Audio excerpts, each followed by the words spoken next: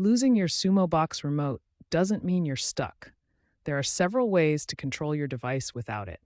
The most common methods include using the Xumo mobile app, leveraging HDMI CEC functionality, and employing alternative workarounds like voice assistants or third-party IR blasters. The Xumo app connects via Wi-Fi, mimicking the remote's functions for easy control.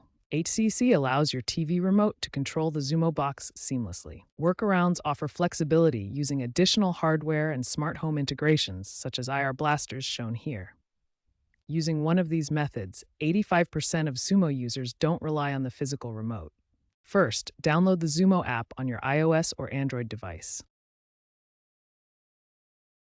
Next, ensure both your phone and Xumo box are connected to the same Wi-Fi network. Open the app and follow the pairing instructions, which may involve entering a unique code displayed on your TV screen.